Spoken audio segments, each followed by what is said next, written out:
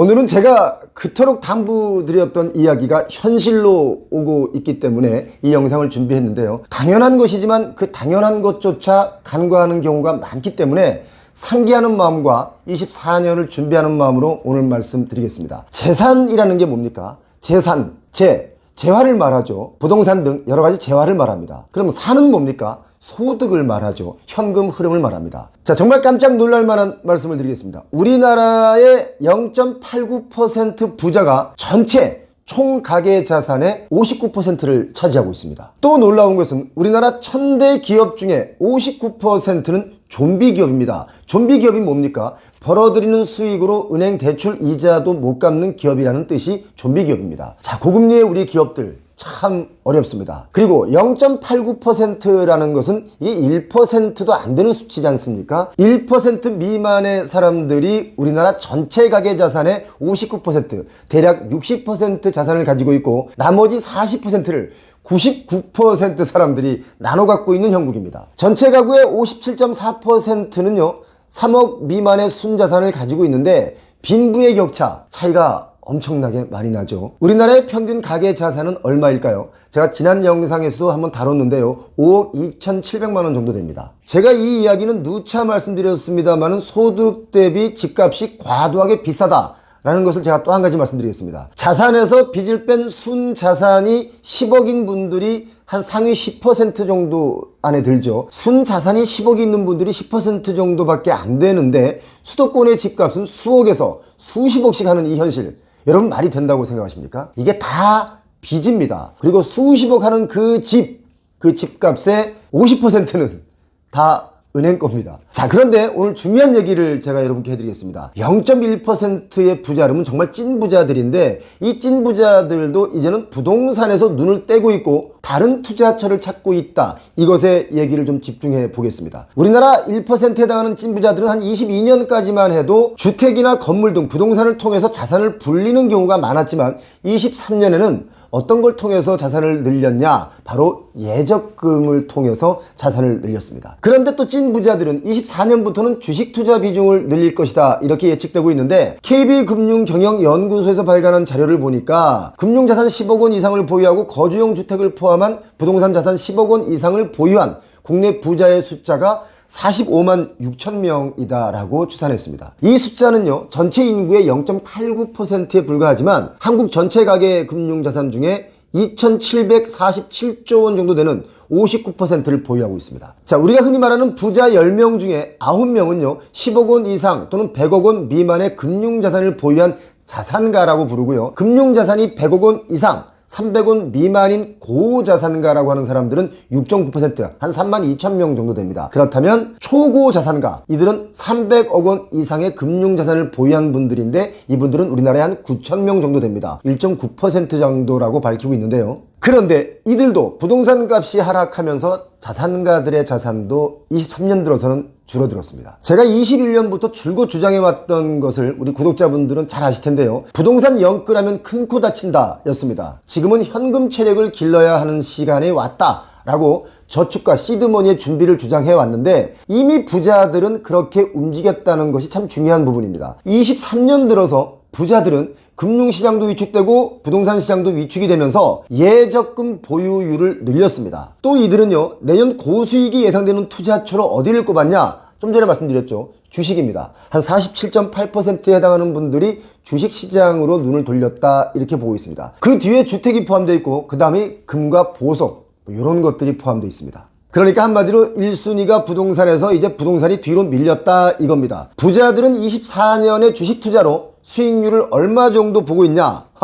연 24% 수준을 기대하고 있습니다. 제가 지금 여러분께 주식시장에 뛰어들라라고 말씀드리는 이야기는 절대 아닙니다. 주식은요 개미들은 절대 이길 수 없는 시장이라는 거 잘 알고 계시죠? 주식시장에서 이길 수 있는 유일한 길은 어떤 건지 아십니까? 주식을 하지 않는 것입니다. 그리고 또 한 가지 방법이 있다면 끊임없이 살 수 있는 잉여금이 있으면 주식시장에서 이길 수 있습니다. 잉여금이 있다는 것은 소득이 계속 받쳐주거나 여유가 있는 돈이라는 거죠. 자, 이걸 사서 언제까지는 내가 팔아야 되는데 라고 하면 집니다. 예를 들어 6개월 뒤에 이사를 해야 되는데 그때 이 돈을 보태야 되는 돈이다. 이런 돈으로는 주식을 하면 실패할 가능성이 99%입니다. 이렇게 시간이 정해진 돈으로 주식시장에서 이기는 사람을 저는 본 적이 없습니다. 자, 부자들의 주식 거래 방법은 또 어떨까요? 한번 비교해 보시기 바랍니다. 개인 투자는요, 특히 개미들은 단타를 많이 합니다. 특히 데이 트레이딩을 하는 개미들은 정말 다크서클이 만큼 내려오는데, 그분들 중에 단기적 관점에서 돈을 번 사람들을 솔직히 저는 본 적이 없습니다. 개미들이 평균 주식 보유 기간이 얼마인지 아십니까?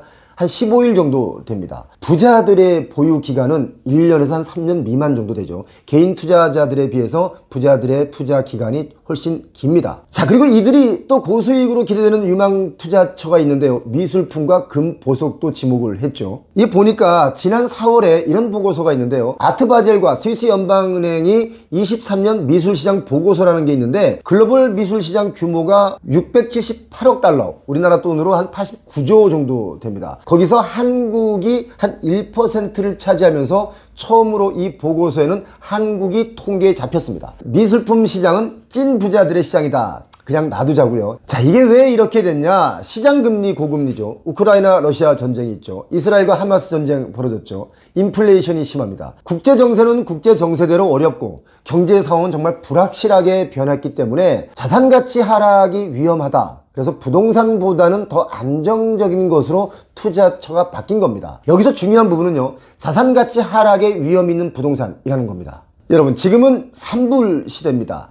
불안, 불신, 불확실성, 이렇게 산불 시대라고 제가 보고 있는데요. 미래가 불안하고 신뢰가 없는 불신의 시대, 또 그리고 예측할 수 없는 불확실성의 시대, 그래서 산불 시대입니다. 특히 부동산 자산 시장에서는 이 산불이 더 견고하죠. 부동산 시장에 믿음이 생기려면 제가 볼 때는 거품이 꺼져야 믿음이 그나마 생긴다고 봅니다. 제가 땅값을 한 4년 전과 비교를 해보니까, 특히 부동산 거품의 시장을 쭉 이끌어온 강남의 땅값을 체크해봤더니 서초구의 대로변 땅인데요. 2019년에 평당 4,800만 원 하던 땅이 22년에 1억 2천까지 거래가 됐습니다. 22년에 1억 2천에 산 땅을 지금 이 사람이 다시 내놨는데요. 얼마에 내놓은지 아십니까? 1억 8천에 내놨습니다. 자기 땅 자기 맘대로 가격을 올려서 내놓는 걸 뭐 누가 뭐라고 하겠습니까만은, 어떻게 3년 만에 땅값이 3배가 넘게 뜁니까? 이 땅의 주인이 하는 말이 이렇게 말합니다. 이 땅은 옆에 땅과 비교하면 그래도 싸게 내놓은 거다 라고 말합니다.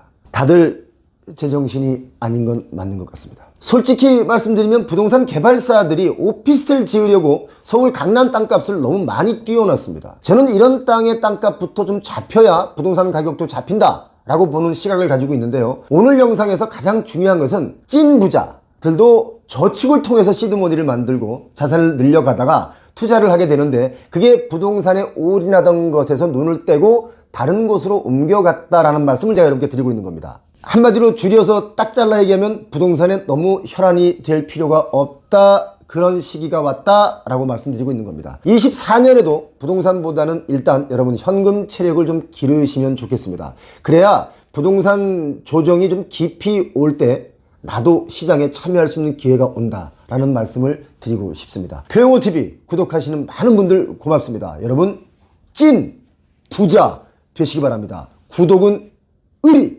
고맙습니다. 표영호TV에서는요, 거주의 가치 추구를 위해서 24년 갑진년을 맞이해서 값진 곳을 소개하는 출연자분을 찾습니다. 우리 집만의 멋진 구조나 또는 인테리어 또는 소품, 나만의 주거 공간, 건물, 카페 좋습니다. 아무거나 좋습니다. 또는 굳이 멋지지는 않더라도 소소한 삶의 행복을 누릴 수 있는 그 공간을 소개해 주실 분을 찾습니다. 표영호TV를 시청해 주시는 분들과 공유하고 싶으신 분들, 관련 사진이나 동영상 간단한 소개를 저희 메일로 보내주시면 저희가 사례를 드리도록 하겠습니다. 10평짜리 원룸도 되나요? 상관없습니다. 어떤 공간이든 소소한 삶의 행복을 누릴 수 있는 그런 가치 있는 공간을 소개해 주실 분이면 누구나 연락을 주셔도 좋습니다.